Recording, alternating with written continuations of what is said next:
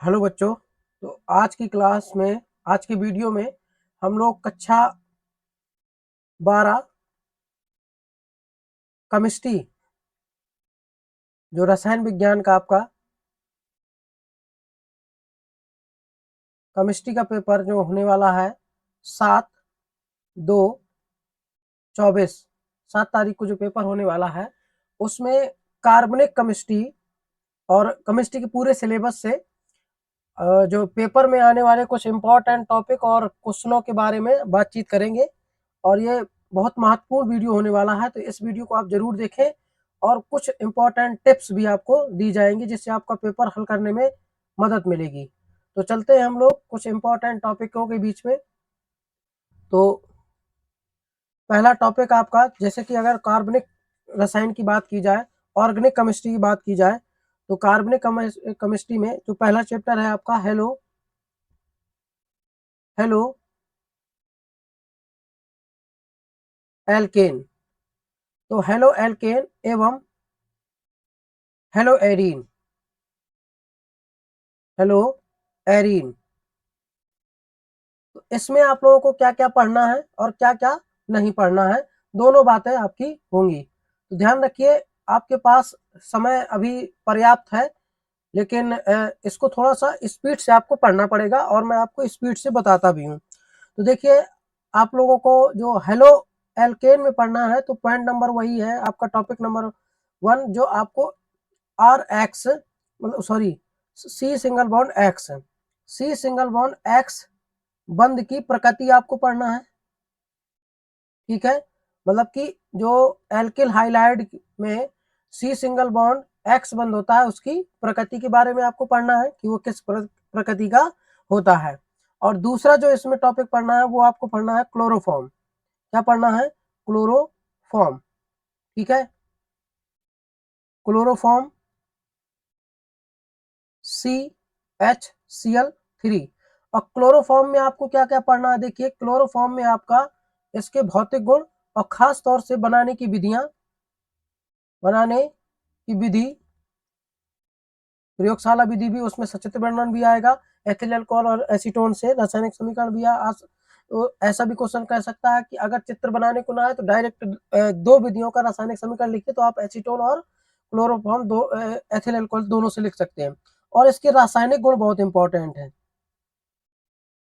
रासायनिक गुण। ठीक है, रासायनिक गुण में आपका ऑक्सीकरण, अपचयन, तो ये आप लोग जरूर ध्यान देंगे। और एसीटोन से अपक्रिया इंपॉर्टेंट है। दूसरा इसमें राइमर टीमर अपक्रिया भी है, तो ये ध्यान रखना है। और एक आपका उसमें कार्बिलमीन अपक्रिया। तो ये आपकी क्लोरोफॉर्म की जो अपक्रिया रासायनिक गुण है ये आपको ध्यान देना है, ये आपको पढ़ना है। और तीसरा इसमें जो टॉपिक होगा वो आपका है डीडीटी। डीडीटी और फ्रेऑन, फ्रेऑन और NS1 मतलब कि एक अणु कप क्रिया और द्वि अणु कप क्रिया SN2, SN1, SN2। इसकी आप लोगों को एग्जाम्पल शायद पढ़ लेना है, एग्जाम्पल देते हुए। तो ये आपका था हेलो एल्केन में जो आपको 3 टॉपिक ये पढ़ने हैं जो महत्वपूर्ण है। अब बात करते हैं हेलो एरीन की। देखिए, हेलो एरीन में आप लोगों को हेलो एरीन में क्लोरोबेंजीन के बारे में आपको पढ़ना है। और क्लोरोबेंजीन के बारे में आपको क्या क्या पढ़ना है? पॉइंट नंबर 1 जो कि आपका हो जाएगा, इसको मैं साफ कर देता हूँ फिर आपको चलता हूँ आगे।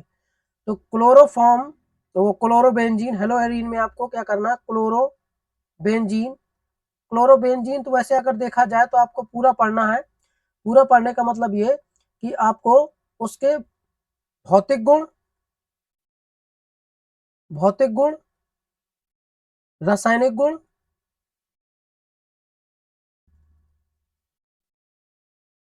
रासायनिक गुण जो कि आपका केमिकल कन्वर्जन में भी आ सकते हैं, और बनाने की विधियां, बनाने की विधि का रासायनिक समीकरण,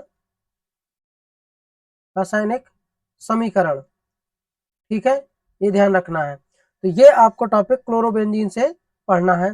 तो अब इसमें नेमिंग रिएक्शन भी है, तो उनको भी आप नहीं छोड़ सकते हैं। तो नेमिंग रिएक्शन आपको एक साथ वो करवाई गई है, वीडियो आपको सेंड किया गया, उनको देखेंगे, उनका सेकेंड पार्ट आपको और भेज दिया जाएगा। तो ये ध्यान रखिएगा। अब अगर हम लोग बात करें यहाँ पर अगले टॉपिक की ओर, तो देखिए इसमें भौतिक गुण, तो इसमें क्वेश्चन आता है एक जो आपको प्रतिस्थापन अपक्रियाएं, वो भी प्रभाव, उसमें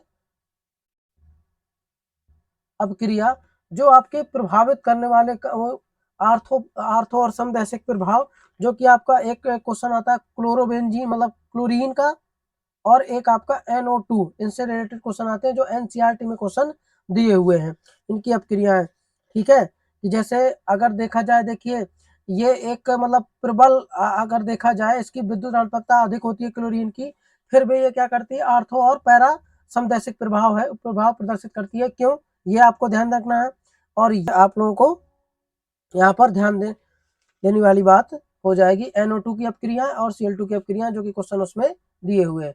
अब बात करते हैं हम अगले टॉपिक की, जो कि मोस्ट इंपॉर्टेंट है चैप्टर, पूरा चैप्टर आपको सही से पढ़ना है। Alcohol, alcohol, phenol, alcohol, phenol, ether. ठीक है, फिनॉल पर कोई चर्चा नहीं करेंगे, फिनॉल आपको पूरा ही पढ़ना है। फिनॉल 5 नंबर का आपका आना तय है, और ये ध्यान रखिए कि पेपर में फिनॉल आपको हर जगह मिलेगा, तो ध्यान रखिएगा, आप फिनॉल जरूर पढ़ेंगे, पूरा फिनॉल। ठीक है, फिनॉल में भी वही चीज है आपको पढ़ना है, बनाने की विधियां, इसके भौतिक गुण और रासायनिक गुण ध्यान रखना। फिनॉल से बहुत क्वेश्चन है, वो आपका एल्कोहल के समान रासायनिक गुण, एल्कोहल के भिन्न रासायनिक गुण, तो ये आपके सब आपको पढ़ना है।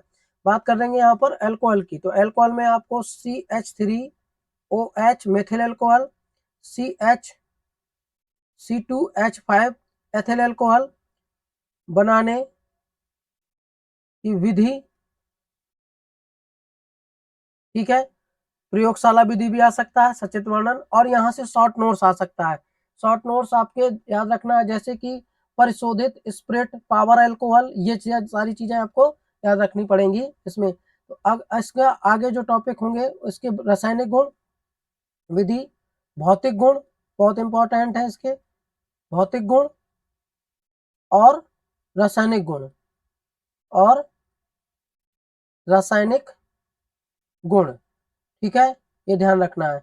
अब अगला टॉपिक की अगर हम लोग बात करें, तो इसमें जो टॉपिक होगा एल्कोहल में, वो अगला टॉपिक होगा 1 डिग्री एल्कोहल मतलब प्राथमिक एल्कोहल, 2 डिग्री एल्कोहल द्वितीयक एल्कोहल, और तृतीयक एल्कोहल। ठीक है, 3 डिग्री OH, ये आपका तीनों एल्कोहल बनाने की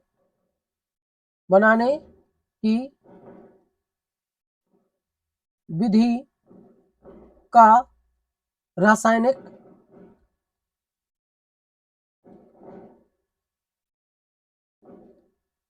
समीकरण, ये आपका आ सकता है, बनाने की विधि का रासायनिक समीकरण, ये आपका। और इसके बाद इनमें अंतर, ठीक है, इनमें क्या कर आ सकता है आपका अंतर, प्राथमिक द्वितीयक तृतीयक एल्कोहल में अंतर की विधियां जो भी हैं, आप लोगों को याद करना पड़ेगा। विधियां 3 आपको है। अच्छा, इनके भौतिक गुणों से क्वेश्चन कैसे आएंगे, इनकी विलेयता, जल में विलेयता किसके कारण है, और जैसे अगर हम लोग बात करें, तो ईथर और एथिल अल्कोहल का अणुसूत्र समान होता है, फिर भी आप लोगों का अगर हम लोग बात करें, तो एथिल अल्कोहल का क्वथनांक अधिक होता है, ईथर का कम होता है, तो वो क्वेश्चन, तो ये भौतिक गुण से कुछ क्वेश्चन आपके आएंगे, ये आपको ध्यान रखना है। हाइड्रोजन बंध के कारण होता है। ठीक है, अणुभार बढ़ता जाता है, तो विलेयता आपकी कम होती जाती है, क्योंकि उसका हाइड्रोकार्बन लक्षण बढ़ जाता है, तो ये भी आपको ध्यान में रखना है। अब अगर हम लोग बात करें, तो एक क्रियाशीलता भी आप लोगों को इसमें देखनी पड़ेगी कि कौन सी एल्कोहल क्रियाशीलता किसकी अधिक होती है, तो रासायनिक गुणों में वो आपको आ जाएंगे, कन्वर्जन भी पूछे जा सकते हैं। अब अगर हम लोग बात करें यहाँ पर तीसरे टॉपिक की, तो वो तीसरा टॉपिक है एथिल एल्कोहल। ठीक है, और methyl alcohol C2H5 methyl alcohol में अंतर, इनमें अंतर क्या है। ठीक है, एथिल एल्कोहल में अंतर क्या है, मेथिल एल्कोहल में अंतर क्या है, ये ध्यान रखना है। अंतर किस तरीके से लिखा जाएगा, देखिए जैसे हमने यहाँ पर लिखा CH3OH और यहाँ पर लिखा C2H5OH। अब मान चलिए कि हमने क्या किया कि हेलो फॉर्म ऑफ क्रिया कराई, मतलब इसको एथिल अल्कोहल को और मेथिल अल्कोहल को दोनों को क्या किया NaOH और प्लस I2 के विलयन में हेलो फॉर्म ऑफ क्रिया कराई। ठीक है, तो इसका क्या हो जाएगा, हेलो फॉर्म ऑफ क्रिया एथिल अल्कोहल देगा कि नहीं देगा, और मतलब methyl alcohol hello form of क्रिया देगा कि नहीं देगा, और एथिल अल्कोहल देगा कि नहीं देगा, ये आपको लिखना पड़ेगा। जैसे आपको हेलो फॉर्म ऑफ क्रिया याद है तो आप लिख सकते हो, हेलो फॉर्म ऑफ क्रिया वे कार्बनिक यौगिक देते हैं जिनके दूसरे कार्बन पर OH समूह उपस्थित होता है। तो इस तरीके से आपका methyl alcohol hello form of क्रिया नहीं देगा तो कोई अपक्रिया नहीं, और ये आपका पीले अवक्षेप देगा। तो इस तरीके से आपको अंतर लिखना, परीक्षण देते हुए आपको अंतर लिखना है, ये ध्यान रखना है। तो अब चलते हैं हम लोग अगले टॉपिक की ओर, जो कि है आपका ईथर। ठीक है, हाँ इनमें शॉर्ट नोट्स और आपके आ सकते हैं, ऐसा नहीं शॉर्ट नोट्स बिल्कुल नहीं आएंगे। जैसे किडवन क्या है, पावर अल्कोहल क्या है, ठीक है, परशोधित अल्कोहल क्या है, पायरोलिगिनियस अम्ल क्या है, तो ये भी आपका टॉपिक, छोटे छोटे टॉपिक आपसे पूछे जा सकते हैं। तो चलिए अब चलते हैं हम लोग अगले टॉपिक की ओर, जो कि ईथर है आपका। देखिए ईथर में आपको क्या पढ़ना है, ईथर में पढ़ना है प्रयोगशाला विधि का सचित्र वर्णन, प्रयोगशाला विधि का सचित्र वर्णन, सचित्र वर्णन। अब प्रयोगशाला विधि का सचित्र वर्णन किस तरीके से पढ़ोगे, देखिए आपका एथिल अल्कोहल की क्रिया जब हम लोग क्या कराते हैं H2SO4 से कराते हैं तो प्रयोगशाला विधि है। ठीक है, इसमें ईथर का मतलब ये है कि C2H5O सिंगल बॉन्ड C2H5, ये डाई एथिल ईथर आपको पढ़ना है यहाँ पर। इसकी एक टॉपिक और है विलियमसन संश्लेषण विधि, ठीक है, ये आपको पढ़ना रहेगा। ये तो आप लोग यहाँ पर ध्यान देंगे, विलियमसन संश्लेषण विधि भी आपको ध्यान रखनी है। अच्छा, सम्मित और असम्मित ईथर आपका आ सकता है, सम्मित असम्मित। अच्छा, इसमें सम्मित मतलब मिश्रित ईथर, ठीक है, ये है आपका मिश्रित ईथर, और सरल ईथर जिसको हम लोग कहेंगे, तो वो भी आप लोगों को पढ़ लेना है, वो शॉर्ट नोट्स आपका एक बार एग्जाम में पूछा भी गया है। तो चलते हैं अब आप अगले टॉपिक की ओर। अगला टॉपिक है आपका एल्डिहाइड। जैसा कि मैंने आपको बता ही दिया है कि आपको फिनॉल पूरा पढ़ना है। अगला टॉपिक आपका क्या है, एल्डिहाइड कीटोन। अब देखिए एल्डिहाइड में क्या है कि एल्डिहाइड को आप तीन पार्टों में डिवाइड कर लीजिए, एक आपका है फॉर्मल्डिहाइड, और दूसरा है आपका एसिटल्डिहाइड, ठीक है, CH3, और तीसरा आपका है C6H5CHO जो कि आपका व्यंजक एल्डिहाइड है। देखिए व्यंजक एल्डिहाइड से आपकी केवल रासायनिक अपक्रियाएं आपको याद रखना है,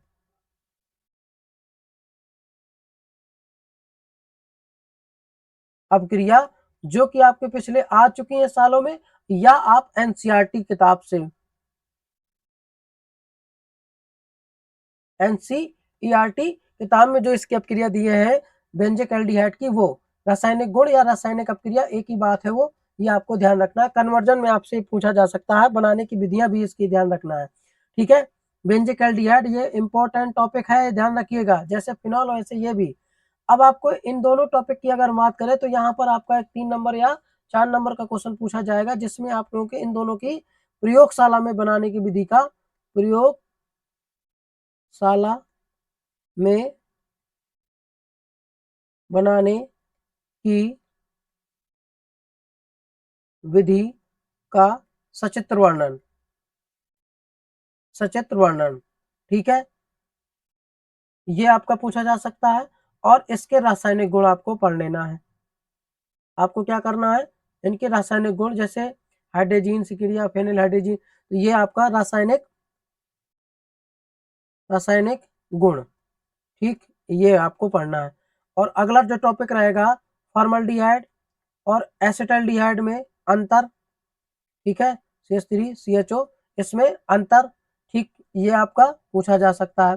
अब अगर हम लोग बात करें तो देखिए रासायनिक गुण में क्या करना है, रासायनिक गुण में आपको इनका अपचयन ऑक्सीकरण ये सब आपको पढ़ना पड़ेगा, ठीक है।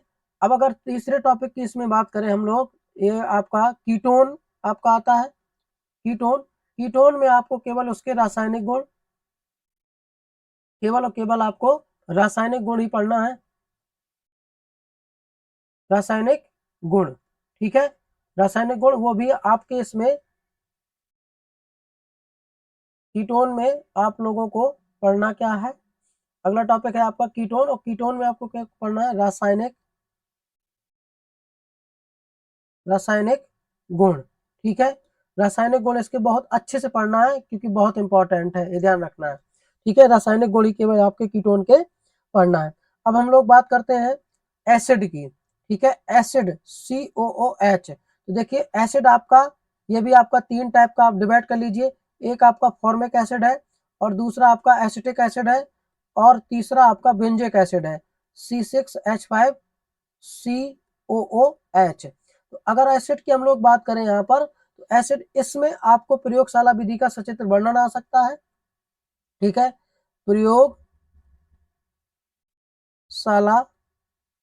में सचित्र वर्णन, रासायनिक अपक्रिया सहायक, ये ध्यान रखना है, जितने भी मैंने आपको प्रयोगशाला तो उसमें रासायनिक अपक्रिया लिखी जाएगी, समीकरण देते हुए, चित्र बनाते हुए उसके विधि को लिखना, ठीक है। अब इसमें केवल इसका केमिकल प्रॉपर्टी, रासायनिक गुण इसकी केवल पढ़ना है, और यहां पर आपको पढ़ना है इसके बनाने की विधियां की विधि और रासायनिक गुण, वो भी कहां से, एनसीईआरटी बुक से, ठीक है, ये ध्यान रखना है। चलिए अब चलते हैं हम लोग अगले टॉपिक की ओर। जितना कहा जाए उतना करते जाइए, पेपर बहुत अच्छा बन जाएगा, ठीक है। फिजिक्स अगर आपको ना विश्वास हो तो फिजिक्स का पेपर उठा के देखिए, और वहां पर जो मैंने उसके लॉन्ग क्वेश्चन लिखवाए थे इंपॉर्टेंट, तो पूरा पेपर आप मिला के देखिए, आपको पता चल जाएगा सारी चीजें कि क्या हो रहा है क्या नहीं हो रहा है, ठीक है। तो अब चलते हैं अगले टॉपिक की ओर, जो कि है आपका एमीन। एमीन आपको पूरा पढ़ना है, पूरा चैप्टर ही आपको एमीन का पढ़ना है। पूरा चैप्टर में आप इसमें क्या क्या देखिए देख लीजिए, वैसे तो पूरा चैप्टर आपको पढ़ना है।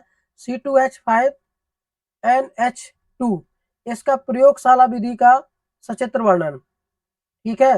प्रयोगशाला विधि का सचित्र वर्णन, ठीक है। और इसके भौतिक और रासायनिक गुण, भौतिक भौतिक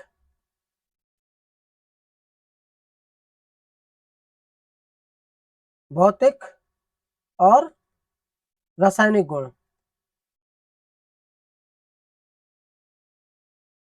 रासायनिक गुण, ये ध्यान रखना है। अब अगर हम लोग दूसरा टॉपिक इसकी बात करें, तो C6H5 जो कि आपका एनिलीन है, इसके भी रासायनिक गुण और जितनी भी नेमिंग रिएक्शन है, ठीक है, ये बात आपको ध्यान रखना है। और इसमें प्राथमिक है आपका एमीन, ठीक है, द्वितीयक एमीन, तो ये आपका प्राथमिक द्वितीयक तृतीयक जो एमीन है उनमें अंतर की विधियां, और इसकी चैप्टर की नेमिंग रिएक्शन और शॉर्ट क्वेश्चन, ये जरूर ध्यान रखना, यहाँ से विकल्प भी आएगा, तो ये आपका इस चैप्टर में है, और मोस्ट इंपॉर्टेंट है ये आपका, ठीक है, ये ध्यान रखना है। और प्राथमिक द्वितीयक तृतीयक एमीन में एक आपका अभिकर्मक है हिंसबर्ग अभिकर्मक, उससे आपका अंतर बताते हैं, तो वो जरूर आपको याद कर लेना है। और इसका आपके फिजिकल प्रॉपर्टी, भौतिक गुण एमीन के जरूर देख लेना है, क्योंकि उनकी क्रियाशीलता का क्रम, गलनांक और क्वथनांक के बढ़ता क्रम, ये ध्यान रखना है, जो कि आपका इफेक्टिव इंडेक्स से आप लोग उसका वर्णन करते हैं। तो ये क्वेश्चन आपको 2-3 क्वेश्चन है जो आपको देख लेने हैं। अब बात करते हैं हम लोग अगले टॉपिक की ओर, जो कि अगला टॉपिक है आपका जैव अणु। जैव अणु जैव अणु चैप्टर है, और इसमें आपको बढ़िया पढ़ना है ग्लूकोज। इसमें आपको क्या पढ़ना है, ग्लूकोज की संरचना, ग्लूकोज के रासायनिक गुण, ग्लूकोज बनाने की विधियां। तो देखिए ग्लूकोज बनाने की विधियां तो आने के कम चांसेस है, तो आप लोग क्या करेंगे, ग्लूकोज की संरचना, और उसमें जो क्वेश्चन आता है एक तो बहुत पूछा जाता है कि सिद्ध कीजिए कि ग्लूकोज में एक CHO समूह और 5 आपका OH समूह उपस्थित होते हैं, उसके रासायनिक अपक्रिया देते हुए करना है। तो ग्लूकोज की वो सारी अपक्रियाएं लगभग ये मान चलिए 6 या 7 अपक्रियाएं हैं, तो वो आपको रट्टा मार लेना है, वहां से ग्लूकोज आपका आता ही आता है। और इसमें एक अलग टॉपिक है आपका इम्यूनो अम्ल, ठीक है, एक टॉपिक है आपका एमिनो अम्ल, उसके बारे में आपको पढ़ लेना। प्रोटीन के बारे में अगर आप पढ़ लोगे तो ठीक है, नहीं तो ग्लूकोज आप पढ़िए, आपका काम चल जाएगा, ये ध्यान रखना है, ठीक है। तो ये आपका हो जाएगा। इसके बाद अच्छा, एमीन में एक टॉपिक में छोड़ गया, वो आपका डाइएंजोनियम लवण। डाइएंजोनियम लवण की बनाने की विधियां, रासायनिक गुण आप पढ़ लीजिएगा, आ सकती हैं आपके एग्जाम में, ये ध्यान रखिएगा।